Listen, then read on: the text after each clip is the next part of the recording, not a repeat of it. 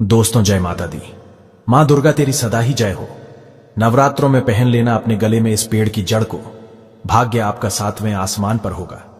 जहां भी जाओगे दौलत पीछे पीछे आएगी। दोस्तों, हिंदू संस्कृति में कई तरह की पौराणिक मान्यताओं को महत्व दिया गया है कि कई ऐसे पेड़ पौधे होते हैं जो कि काफी शुभ माने गए हैं। कई ऐसे पेड़ पौधे होते हैं जो कि हमारे जीवन में चल रही परेशानी को दूर कर देते हैं।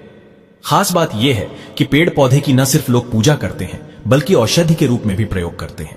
ये कई प्रकार की बीमारी को ठीक करते हैं और वेद पुराणों में भी कई प्रकार के पेड़ पौधों का उल्लेख है, जैसे कि तुलसी का पौधा है, पीपल का पौधा है। इसका बहुत ही ज्यादा आध्यात्मिक महत्व होता है। दोस्तों, अगर आपने देखा होगा, हम सब पीपल की पूजा क्यों करते हैं? हमें पीपल की पूजा क्यों करनी चाहिए? वट सावित्री जो व्रत रखते हैं, जो माता बहनें, वो पीपल की पूजा क्यों करती हैं? क्योंकि पेड़ पौधों में कुछ ऐसी अलौकिक चमत्कारिक शक्तियां होती हैं जिसके दम पर कुछ समय में, यानी कि कम समय में, आपको अच्छे परिणाम मिलते हैं। तो आज मैं आप लोगों को नवरात्रि के समय में ताबीज में भर करके पहन लेना इस पौधे की जड़। बंद किस्मत के ताले खुल जाएंगे, इस वीडियो में बताऊंगा। देखिए, ये जो नवरात्रि का समय होता है, मां नौ दुर्गा की कृपा प्राप्त करने का, इनसे आशीर्वाद प्राप्त करने का सबसे अच्छा समय माना गया है। जो व्यक्ति रिद्धि प्राप्त करना चाहते हैं, सिद्धि प्राप्त करना चाहते हैं, शुभ एवं लाभ को प्राप्त करना चाहते हैं, धन धान्य की कामना हो, धन धान्य से समृद्ध होना चाहते हैं, आरोग्य की प्राप्ति करना चाहते हैं, अगर आप चाहते हैं आपके जीवन से दुर्भाग्य दूर हो जाए, कीर्ति की प्राप्ति हो, शांति की प्राप्ति हो, आपको मान सम्मान की प्राप्ति हो, तो आप एकदम सही वीडियो में आए हैं। आपको कहीं भी जाने की जरूरत नहीं है। आज मैं आप लोगों को नवरात्रि के समय में धारण की जाने वाली 5 जड़ के बारे में बताऊंगा। 5 जड़ में से कोई भी एक जड़ अवश्य धारण करना। जितने भी मैंने लाभ इस वीडियो में बताए हैं, वह सारे लाभ आपको मिलेंगे। पेड़ पौधों में बहुत ही ज्यादा चमत्कारिक शक्तियां होती हैं। आप माने या ना माने, हमने जीवन काल में कई बार औषधि का प्रयोग करके बहुत सारे साधकों की बीमारी को भी ठीक करा है, और बहुत सारे पेड़ पौधों का प्रयोग करके कई लोगों की समस्या को, जटिल से जटिल समस्या को हमने चुटकियों में समाप्त करवाया है। तो जो पेड़ पौधे होते हैं, कहीं ना कहीं धार्मिक दृष्टि से ले लीजिए, चाहे आध्यात्मिक दृष्टि से ले लीजिए, हमें फायदा पहुंचाने का काम ही करते हैं। सर्वप्रथम तो आपको नवरात्रि के 9 दिन इस पेड़ पौधे की जड़ को ले आना है। अगर नवरात्रि के छठे दिन इस वीडियो को देख रहे हैं, तो नवरात्रि के छठे दिन भी इस पेड़ पौधे की जड़ लाकर के आप जो है अपने घर में पूजन करके धारण कर सकते हैं।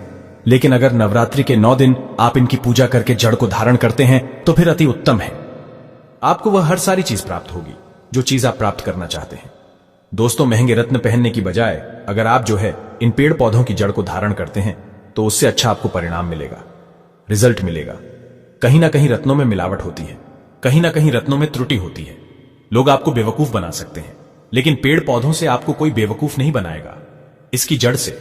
क्योंकि स्वयं आप इसे जो है अपने हाथों से उखाड़ करके लाएंगे और इसे आप धारण करेंगे। तो मैं आप लोगों को नवरात्रि के समय में लाए जाने वाले पेड़ पौधों की जड़ के बारे में बता रहा हूं, जिसे आप जो है लाकर के धारण कर सकते हैं। दोस्तों, सर्वप्रथम तो इन पेड़ पौधों की जड़ को लाने के बाद आपको क्या करना होता है? इसकी देवी प्रतिमा की तरह 9 दिन तक पूजा करनी होती है। जैसे माता नवदुर्गा की पूजा करते हैं, ठीक उसी प्रकार इन पेड़ पौधों की जड़ को लाकर के 9 दिन तक आपको पूजा करनी होती है। और 10वें दिन जो विजयदशमी होती है, उस दिन चांदी के ताबीज में भर करके पहनना होता है। अगर आपका सामर्थ्य नहीं है कि चांदी का ताबीज जो है आप ले सके, तो आप जो है बिना चांदी के ताबीज के भी पहन सकते हैं। जो तांबे के ताबीज आते हैं, उसमें आप जो है धारण करके जो है डाल करके धारण कर सकते हैं। तो आइए इस वीडियो में जानते हैं कि कौन सी चीज को हमें नवरात्रि के समय में, कौन सी जड़ को लाकर के धारण करना चाहिए, पहनना चाहिए। 5 जड़ के बारे में बता रहा हूं।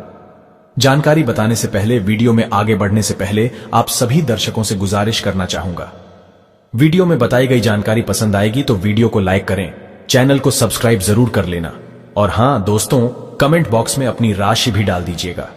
अगर हमारे पास कोई उपाय होगा तो वो आकर हम आपके कमेंट में रिप्लाई करके बता देंगे। दोस्तों, आइए जानते हैं।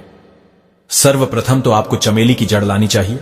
चमेली की जड़ के बेनिफिट बताना चाहूंगा, फायदे बताना चाहूंगा। चमेली की जड़ में दैवीय शक्तियां समाहित रहती हैं। आपने देखा होगा, चमेली का जो तेल है हनुमान जी महाराज को समर्पित होता है। इसमें हनुमान जी महाराज की दैवीय शक्तियां रहती हैं।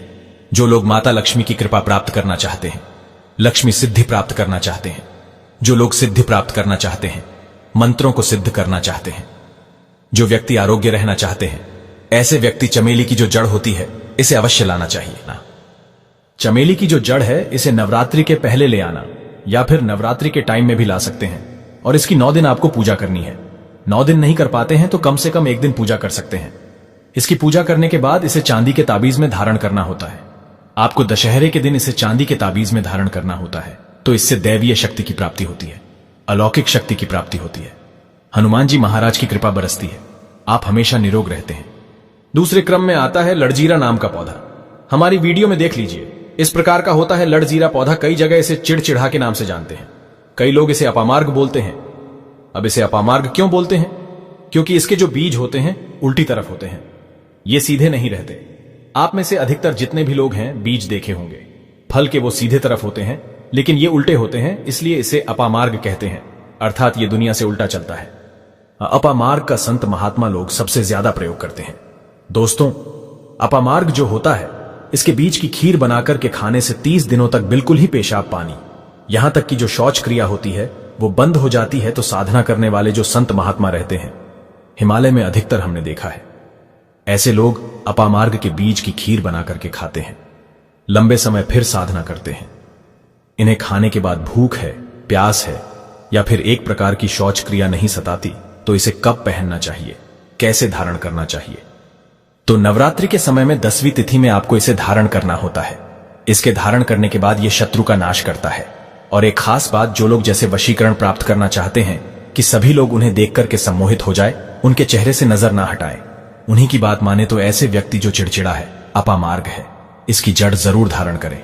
इसकी जड़ धारण करने के बाद अध्यात्म उन्नति होती है, बंद किस्मत के ताले खुलते हैं। दोस्तों, आप जहां भी जाइए लोग आपको देख करके आकर्षित होंगे, आपके वशीभूत हो जाएंगे, तो ये अवश्य धारण करें। इसे पहनने के बाद जो नवग्रह की पीड़ा होती है, नवग्रह में से किसी भी प्रकार के जो ग्रह है आपको गलत परिणाम दे रहे हैं, गलत फल दे रहे हैं, तो गलत फल देना बंद कर देते हैं, स्थिर हो जाते हैं। ये दोस्तों तीसरे क्रम में आते हैं बरगद की जटा। पिछली वाली वीडियो में बरगद की जटा के बारे में भी एक वीडियो बनाया हूं। यह बंद किस्मत के ताले को खोलती है। बरगद की जो जटा है अध्यात्म दृष्टि से बहुत ही पवित्र है और हमारे हिंदू धर्म में बरगद को देव वृक्ष माना जाता है। देव वृक्ष क्यों कहा जाता है? क्योंकि वट सावित्री के दिन आपने जरूर देखा होगा, इनकी पूजा होती है। जो बरगद है ये देव वृक्ष कहे गए हैं। इनमें समस्त देवी देवताओं की शक्ति समाहित होती है, बसी हुई होती है। जो बरगद वृक्ष है इसमें पितृ का भी वास होता है। बरगद का वृक्ष भगवान शंकर का स्वरूप कहा गया है। तो अगर बंद किस्मत के ताले खोलना चाहते हैं, अपनी अध्यात्म उन्नति करना चाहते हो, तो नवरात्रि में 9 दिन पूजा करने के बाद बरगद की जटा अवश्य धारण करना। बरगद की जटा धारण करने के बाद आपको 20 से 25 चमत्कारिक फायदे मिलते हैं, जो कि मैं वीडियो में आप लोगों को पिछले वाले वीडियो में बता चुका हूं। वो वीडियो जाकर के आप देख सकते हैं। दोस्तों, चौथे नंबर पर आते हैं सफेद मदार की जड़। अब सफेद मदार की जड़ क्यों धारण करनी चाहिए? जो मदार है सफेद कलर की, ये भगवान गणेश जी का स्वरूप कही गई है और मैं हर दिन वीडियो में बोलता हूं और आज भी बता रहा हूं।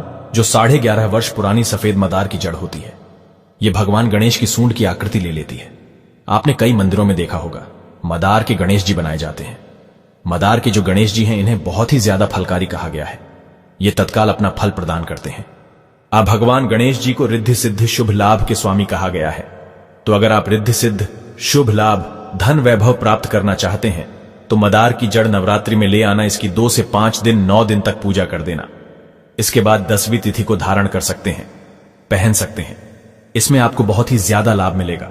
जो मदार है यह भगवान गणेश जी का स्वरूप कहा गया है और मदार धारण करने के बाद नवग्रह की जो पीड़ा होती है समाप्त हो जाती है। खासकर जो बुध ग्रह आपको गलत परिणाम दे रहे हैं तो गलत परिणाम देना बंद कर देते हैं। दोस्तों, अंतिम में आते हैं अपराजिता। अपराजिता क्यों धारण करना चाहिए? जो अपराजिता है इसके पुष्प माता लक्ष्मी को अत्यंत प्रिय है। अपराजिता के पुष्प माता लक्ष्मी को बहुत ही ज्यादा प्रिय है और अधिकतर लक्ष्मी पूजा में अगर आप माता लक्ष्मी को प्रसन्न करना चाहते हैं, चाहकर भी माता लक्ष्मी आपके द्वार पे नहीं आ रही है, परेशान हो चुके हैं, जिसके कारण आपकी जो दैनिक स्थिति है खराब हो चुकी है, तो अपराजिता नाम का जो पौधा है इसकी जड़ धारण करें। इसे चांदी के ताबीज में धारण करने के बाद फिर लक्ष्मी की कृपा प्राप्त होनी शुरू हो जाती है। बंद किस्मत के ताले खुल जाते हैं। नौकरी चाहिए, नौकरी की प्राप्ति हो जाएगी। यानी कि बंद किस्मत के ताले को खोलने का काम करता है।